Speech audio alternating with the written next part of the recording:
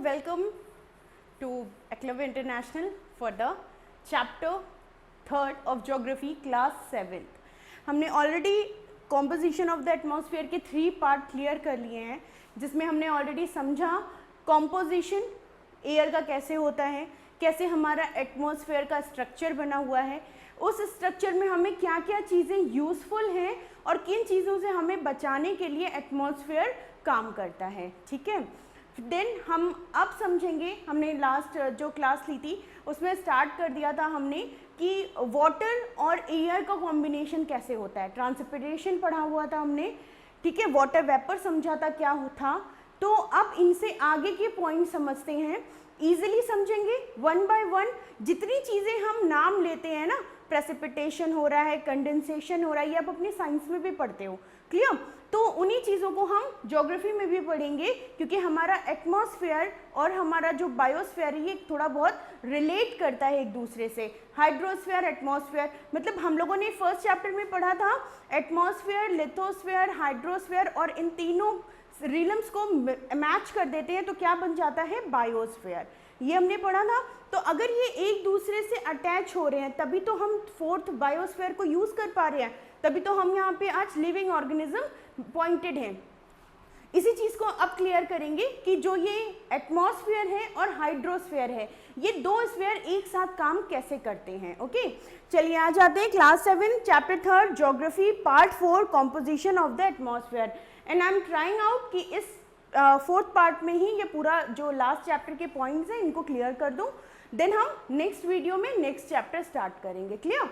चलिए, फर्स्ट हमने ट्रांसपिरेशन पढ़ लिया था लास्ट क्लास में और एवेपोरेशन पढ़ लिया था. जब भी नीचे पॉन्ड, रिवर, ओशन या ज़मीन पे कहीं पे भी पानी है और वो डायरेक्ट जो सन रेज हैं वो अगर उसको अपनी तरफ खींच रही हैं हीट की वजह से या एयर की वजह से, तो that is called as a evaporation. Transpiration, जो लीव्स हैं जब वो अपना फूड बनाती हैं, फूड प्रिपेयर करती हैं, देन वो जो वाटर रिलीज करती हैं that is called as a transpiration. और वो जा कहाँ रहा है, वाटर रिलीज तो अर्थ से हो रहा है सॉरी अर्थ से रिलीज हो रहा है या फिर प्लांट्स लीव से रिलीज हो रहा है, लेकिन वो जा कहाँ रहा है, वो जा रहा है एटमॉस्फेयर में ही. ओके, क्लियर द कॉन्सेप्ट कि रिलीज अलग अलग जगह से हो रहा है, इवेपोरेट अलग अलग जगह से हो रहा है, लेकिन जा कहाँ रहा है, जा रहा है एटमॉस्फेयर में. क्लियर. तो हमने 2 पॉइंट क्लियर कर लिए थे. Now we come to the third point, humidity. अब हम लोग बोलते हैं बहुत ह्यूमिडिटी है यार, इसीलिए इतना ज़्यादा स्वेटिंग हो रहा है. जैसे हमारे यहाँ जो मंथ होते हैं जुलाई, अगस्त और सितंबर, इसमें सबसे ज़्यादा ह्यूमिड रहता है. ठीक है, सबसे ज़्यादा ह्यूमिडिटी होती है. क्यों होती है, आज हम इस चीज़ को समझते हैं और कैसे ये ह्यूमिडिटी होती है इसको भी समझते हैं. ह्यूमिडिटी, सबसे पहले डेफिनेशन समझते हैं, ये ह्यूमिडिटी है क्या. Means the amount of water vapour present in the air and the particular time, it depends on temperature. मैंने आपको लास्ट जो क्लास ली थी उसमें मैंने आपको बताया था कि जस्ट सपोज कि ये हमारे एटमॉस्फेयर है, ठीक है, ये हमारी एयर है, इसमें दूर दूर मॉलिक्यूल्स हैं. आप लोगों ने अपने साइंस में पढ़ा है सॉलिड, लिक्विड, गैस. ठीक है, तो एयर क्या है, गैस है. अब यहाँ पे ये दूर दूर मॉलिक्यूल्स हैं. अब इनके दूर में जो स्पेस, एम्प्टी स्पेस है, उसमें क्या होगा, उसमें ये जो वाटर वेपर्स हैं ये फिल हो जाएंगे. जितना ज़्यादा स्पेस खाली होगा उतने ज़्यादा वाटर वेपर उसमें फुलफिल होंगे. समझ में आ रही है बात. जैसे जस्ट सपोज कि आप 1 गिलास वाटर लेते हो, अगर उसमें पहले से आधा गिलास पानी है तो आप कितना पानी डालोगे, हाफ गिलास और डालोगे. जस्ट सपोज कि वो पूरा खाली है तो आप क्या करोगे, उसमें पूरा गिलास पानी डालोगे. यही करते हो ना. जैसे अभी ये हर बार इसका एग्जाम्पल हम लोग लेते हैं क्या, कि अगर ये पूरा खाली हो गया, बिल्कुल चल ही नहीं रहा, तो हम क्या करेंगे, इसमें ज़्यादा इंक डालनी पड़ेगी इसको चलाने के लिए. और अगर मान लीजिए थोड़ा सा चल रहा है और थोड़ा बहुत अब हमको ऐसा महसूस हो रहा है कि ये खत्म होने वाला है, तो हम इसमें कुछ सेमी ड्रॉप्स ही डालेंगे तो हमारा काम हो जाएगा. सेम ऐसे ही ह्यूमिडिटी क्या होती है, जस्ट सपोज कि ये हमारे गैसेस हैं, इनके बीच में पार्टिकल्स खाली होते हैं, तो ये जब भी ओशंस, रिवर्स या इसीलिए जितने ओशन या सी, जितने भी कोस्टल एरियाज होते हैं वहाँ पर ह्यूमिडिटी ज़्यादा होती है. जैसे आप महाराष्ट्र ले लो, तमिलनाडु, केरला, कर्नाटका, ये सारे स्टेट्स में ह्यूमिडिटी सबसे ज़्यादा होती है. वेस्ट बंगाल, तो क्यों? क्योंकि ये कोस्टल एरियाज पे हैं, क्योंकि इनके पास में सी या ओशन है। अब वाटर वेपर्स क्या करती हैं, जो एयर होती है वो क्या करती है, वो वहां से ब्लो होके निकलती है और अपने खाली जो उसके पास खाली मॉलिक्यूल्स हैं, जो खाली जगह है, उनमें क्या करती है, वाटर वेपर को इवेपोरेट कर लेती है, एब्जॉर्ब कर लेती है। और जैसे ही वो आगे बढ़ती है, जब वो ओवरलोड हो जाती है, तो क्या करती है, ग्रेविटेशनल फोर्स की वजह से रेन कर देता है। ये क्लियर हो गया कॉन्सेप्ट ह्यूमिडिटी का। तो ह्यूमिडिटी एग्जैक्टली क्या है, अमाउंट ऑफ वाटर। कुछ पॉइंट्स ध्यान देने आपको, अमाउंट ऑफ वाटर वेपर, किसका अमाउंट होना चाहिए ह्यूमिडिटी में, वाटर वेपर का। प्रेजेंट कहाँ होना चाहिए, एयर में, एयर में प्रेजेंट है, ये जो गैसेस हैं इनमें प्रेजेंट है ये, okay. Particular time and it depends totally on the temperature, और ये पूरी तरीके से टेम्परेचर पे डिपेंड करता है, जितना हाई टेम्परेचर उतनी हाई ह्यूमिडिटी होती है। क्लियर? चलिए अब आते हैं कंडेंसेशन। अब ये कंडेंसेशन क्या है, the change of the state of moisture. अब ये पानी क्लाउड्स तो बन गया, उड़ गया, ठीक है, हवा के साथ चला गया, और कहाँ चला गया, ऊपर उड़ गया, इवेपोरेट हो गया, हमको दिखा तो नहीं। State of moisture from gases, water vapour, तीन अलग अलग स्लॉट हैं इसमें। पहला है गैसेस, जिसको हम वाटर वेपर में कहते हैं, सेकंड है लिक्विड, जिसको हम वाटर कहते हैं, और थर्ड है सॉलिड, जिसको हम स्नो कहते हैं। तो ये तीन स्लॉट आपको लर्न करने हैं, gaseous, water vapour, liquid, water, solid, snow. हमने चैप्टर के बीच में पढ़ा था ऑलरेडी कि पानी एक ऐसी चीज है जो 3 अलग अलग फॉर्म्स में हो सकती है, सॉलिड, लिक्विड, गैस। तो वही 3 फॉर्म आपको यहाँ पे बताए गए हैं। कंडेंसेशन, जब ये जो मॉइस्चर है, ये जो गैसेस, जो पानी इकट्ठा हुआ है ऊपर, जो एब्जॉर्ब किया उसने पानी, यहाँ तक बात समझ में आ गई थी ना।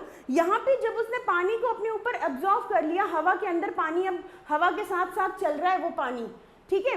जब वो पानी इकट्ठा हो जाएगा, मान लीजिए एक हवा का झोंका आया, उसने थोड़ा सा पानी एब्जॉर्ब किया, फिर दूसरा हवा का झोंका आया, उसने दूसरा पानी थोड़ा और उसने एब्जॉर्ब किया। अब ये क्या हो रहा है, ऐसे 1-2 ऐसे तो आते नहीं है, अनगिनत आते हैं, है ना, बहुत न्यूमरस में आते हैं, बहुत ज़्यादा। तो अब वो जब काउंट, वो क्या कर रहा है, 1 बार हुआ, 2 बार हुआ, 3 बार हुआ, अब वो इकट्ठा हो रहा है अब क्या हो रहा है, इनमें पास और ज़्यादा पास बनते जा रहे हैं, ठीक है। इन्हीं को हम बोलते हैं कंडेंसेशन। वही वाटर वेपर जब इकट्ठा हो जाते हैं एक जगह पे, कंडेंस हो जाते हैं, कंडेंस्ड नाम पता है आपको, कंडेंस्ड, संगलित हो जाना, मिल जाना, एकदम एक दूसरे में एक अटैच हो जाना, उसको हम कंडेंस्ड कहते हैं।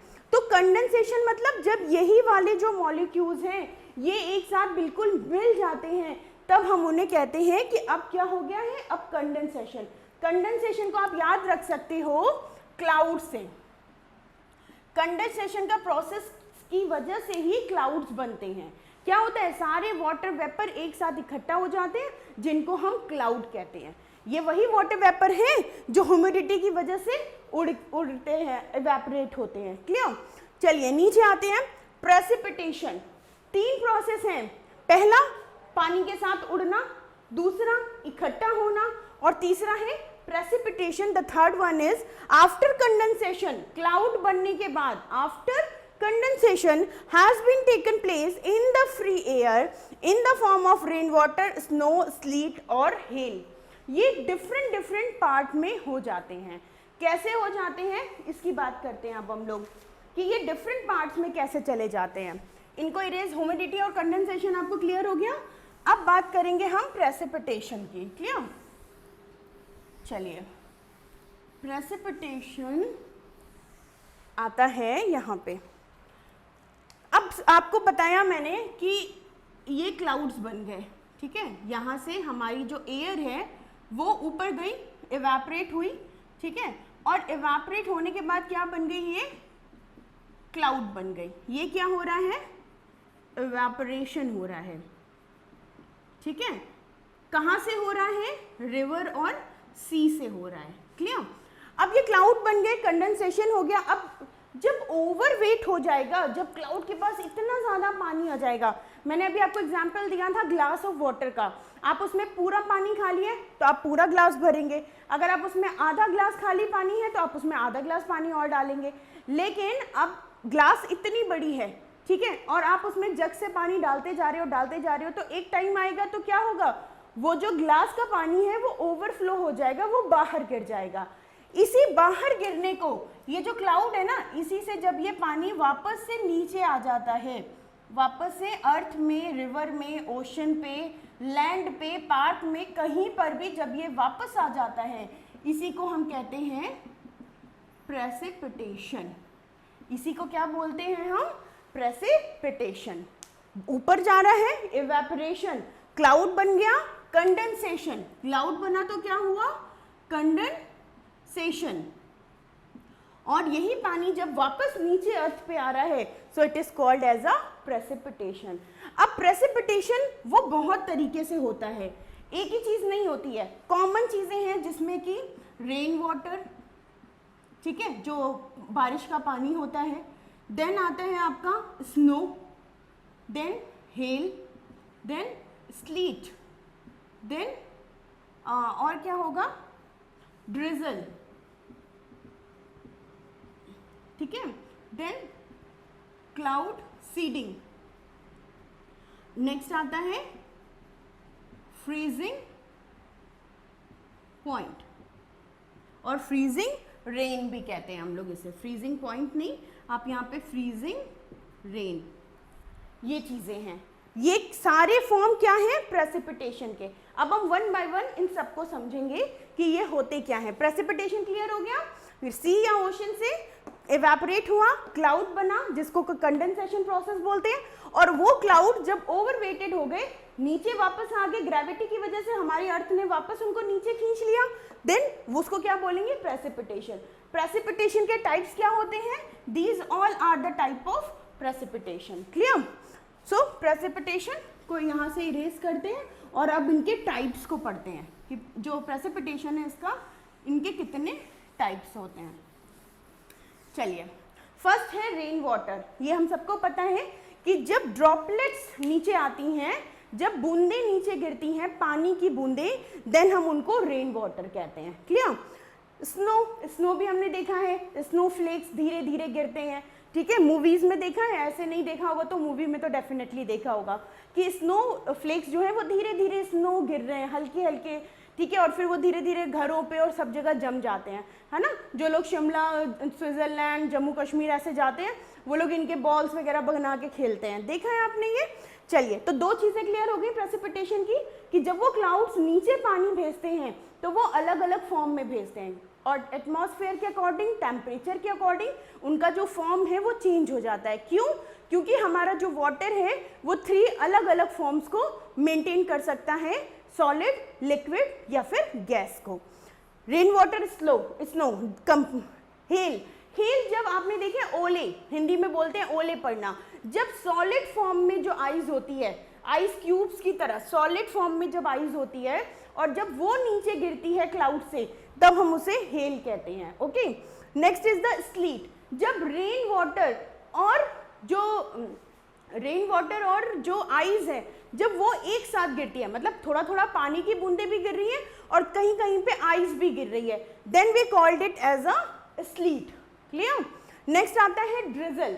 ड्रिजल मीन्स होता है बिल्कुल फव्वारे की तरह, बोलते हैं ना, धीमी धीमी स्प्रिंग, ऐसे लगेगा कोई स्प्रे कर रहा है, जैसे हम परफ्यूम स्प्रे करते हैं, है ना, एक दूसरे के ऊपर होली पे रंग स्प्रे करते हैं, कुछ उस तरीके से बिल्कुल हल्का हल्का सा गिरेगा, देन हम उसको क्या बोलते हैं, जैसे हम बोलते हैं ना रिमझिम बारिश हो रही है, ऐसे बोलते हैं हिंदी में, वो ही आपकी रिमझिम बारिश ही क्या है, ड्रिजल है। Come to the next, cloud seeding. ये इंपॉर्टेंट चीज है, इसको समझते हैं।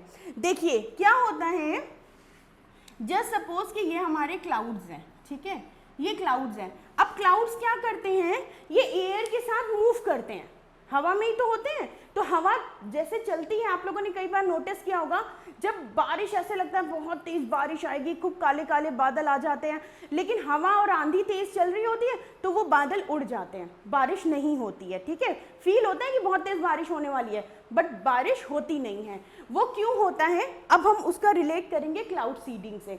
बहुत ध्यान से इस चीज़ को समझिएगा, बिल्कुल अलग चीज़ है आपके लिए। अब ये जो क्लाउड्स हैं ये हवा के साथ उड़ रहे हैं, ठीक है। अब हम ऐसे जगह की बात कर रहे हैं जहाँ पे बारिश होती ही नहीं है या इतनी कम होती है कि वो ना के बराबर है। मतलब अगर आपको प्यास लगी है 1 गिलास पानी की, अब मैं आपको इतना सा दे दूँ कि लो 1 ढक्कन पानी पी लो, इतना छोटा सा ऐसा कैप से आएगा, नहीं होगा ना। आपको कितना चाहिए, पूरा 1 गिलास, तो वो ना के बराबर है। वो पानी पीना और नहीं पीना आपके लिए बराबर है। सेम ऐसे ही क्लाउड्स ऐसी जगह पे जिनको हम डेजर्ट एरिया बोलते हैं, क्या बोलते हैं, जिनको हम डेजर्ट, ठीक है। अब ये जो डेजर्ट हैं ये क्या करते हैं कि इनको तो पानी चाहिए। डेजर्ट क्यों बन गए हैं, क्योंकि इनमें जितना मॉइस्चर था वो सारा सन ने खींच लिया ऊपर, तो ये डेजर्ट बन गया यहाँ का लैंड। अब जो ये डेजर्ट एरिया है इसको पानी चाहिए, ठीक है। किसी को भी नरिश के लिए जो सॉइल है, जो लैंड है, उसको नरिश होने के लिए क्या चाहिए, पानी चाहिए। अब ये पानी कहाँ से लाएंगे, तो आपको एग्जांपल देती हूँ सऊदी अरेबिया का, ठीक है। सऊदी अरेबिया में क्या करते हैं कि जब ये क्लाउड्स ऊपर से उड़ते हुए उनके पास से निकलते हैं, उनको समझ में आता है कि ये क्लाउड है, ठीक है। उनके साइंटिस्ट को, उनके रिसर्चर्स को पता है कि ये क्लाउड है। वो क्या करते हैं, अपना एक एरोप्लेन भेजते हैं जिसमें एक गैस होती है सिल्वर आयोडाइड। कौन सी गैस होती है, गैस का नाम है सिल्वर आयोडाइड, ठीक है। आई थिंक मैं आयोडाइड, यहाँ पे डी होगा, आयोडाइड, ठीक है। ये गैस होती है और जो ये एरोप्लेन जाता है ना उसके थ्रू इस गैस को, सिल्वर आयोडाइड नेम याद रखिएगा, इसको क्या करते हैं, इन क्लाउड्स के पास रिलीज कर देते हैं गैस को। अब इसकी वजह से क्या होता है, जो क्लाउड हैं जिनमें कि वाटर वेपर इंक्लूड हैं, कंडेंस ऑलरेडी हो चुके हैं ना, पानी तो है ही क्लाउड्स के अंदर। क्लाउड मतलब क्या है, जिसके अंदर पानी होता है उसको हम बादल या क्लाउड कहते हैं। अब ये जो एरोप्लेन जाता है यहाँ ऊपर और ये गैस, सिल्वर आयोडाइड गैस को यहाँ पे रिलीज कर देते हैं एकदम क्लाउड के बीच में, तो क्लाउड क्या करते हैं, पानी नीचे रिलीज कर देते हैं, तुरंत ये क्या करते हैं, बीच में से फट जाते हैं और ये पानी नीचे डेजर्ट में आ जाता है। बात समझ में आ गई। क्लाउड सीडिंग, क्लाउड में जाके सीड करना, आप उनको ब्लास्ट करना, उनके अंदर बीज बोना, आप जैसे भी इसको समझ लो। ये बात क्लियर हो गई।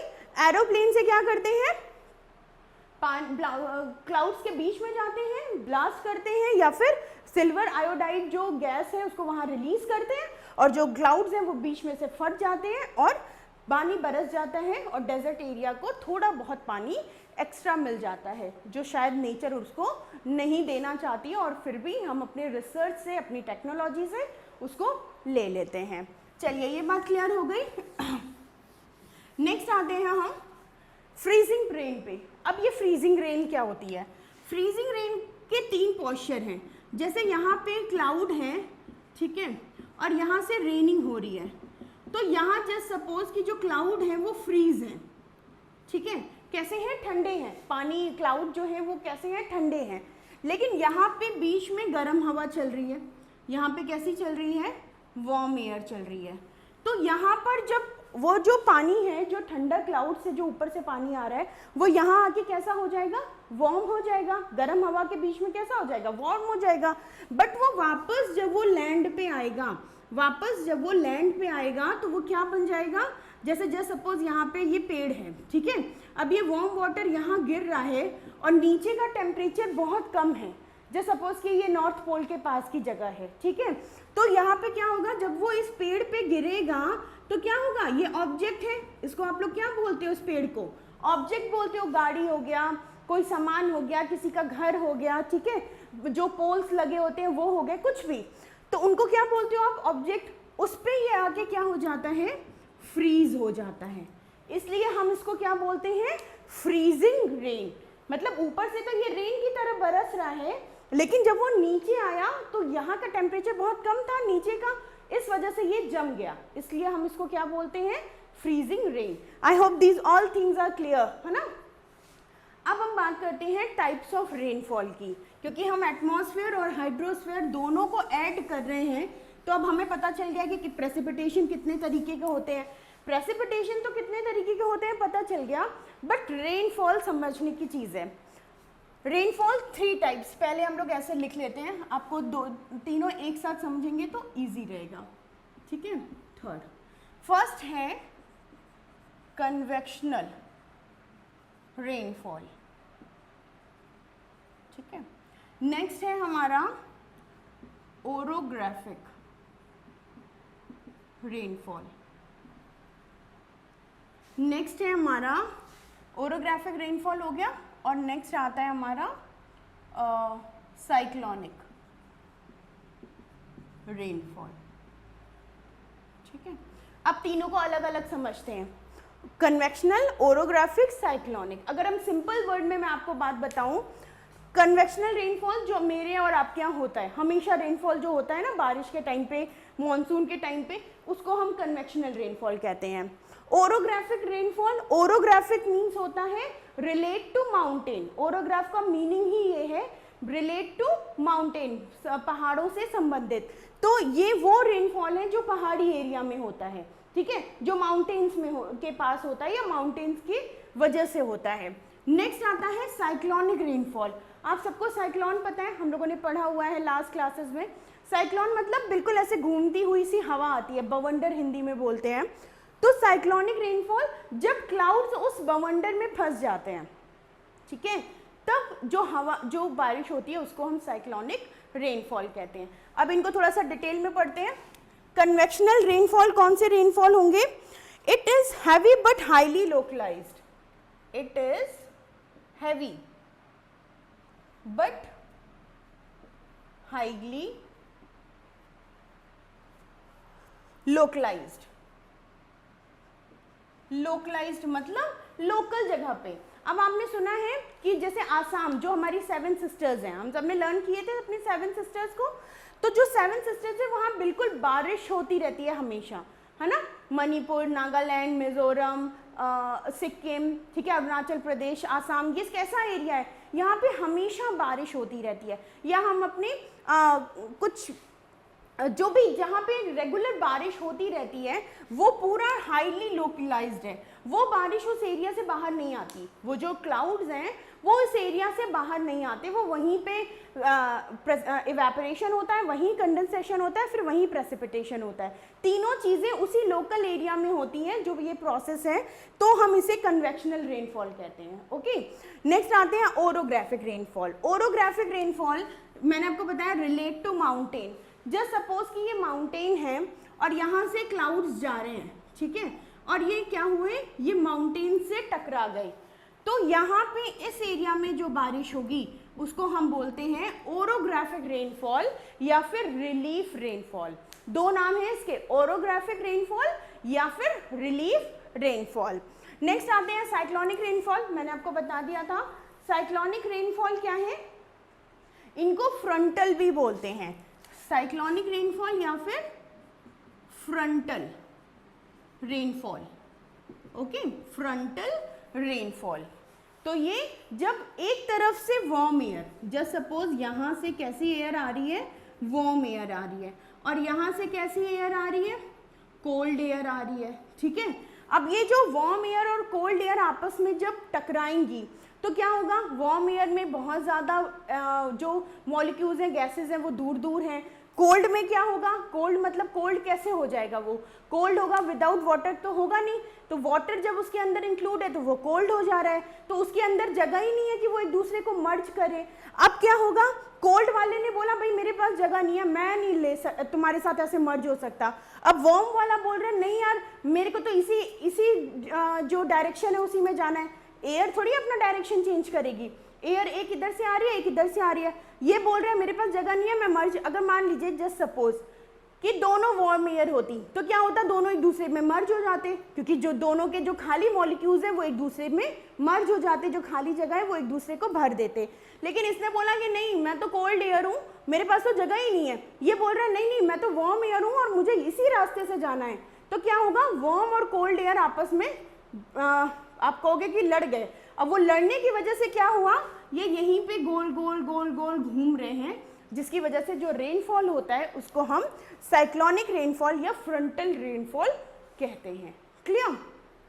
तो यहाँ पे आपका चैप्टर 3 लिटिल बिट एटमॉस्फेयर और लिटिल बिट हाइड्रोस्फेयर हमने दोनों मैच कर लिया इसमें, point related to your chapter. Okay, तो ये यहीं पे फिनिश होता है। इससे रिलेटेड एक्सरसाइजेस चैप्टर रीड करिए, एक्सरसाइजेस फिनिश करिए और जितने हो सके उतने ज़्यादा क्वेश्चंस भी खुद से पुटअप करने की कोशिश करिए। And one more thing is here कि जब भी आप क्वेश्चन आंसर्स करते हैं, हम लोग क्लासेस में भी करते थे, जो बच्चे मेरे से पढ़ चुके हैं उनको पता है कि विथ डायग्राम बनाना बहुत ज़रूरी है। जैसे अगर आप इनको डायग्राम्स के थ्रू बनाओगे ना, तो अभी आपको ओरोग्राफिक लर्न करने की ज़रूरत नहीं है। आपको पता है, अच्छा माउंटेन था क्या उसमें, हाँ माउंटेन, तो ओरोग्राफिक मतलब रिलेट टू माउंटेन। तो जब भी आप पिक्चर बनाते हो ना ज्योग्राफी में, it is more easier to learn. Okay, so that's why make the जितनी ज़्यादा हो सके पिक्चर्स के थ्रू लर्न करने की कोशिश करो ज्योग्राफी को, so it can be easy for you. Okay, चलिए तब तक के लिए इसको ओवर करते हैं, मिलते हैं नेक्स्ट चैप्टर के साथ नेक्स्ट वीडियो में। बाय।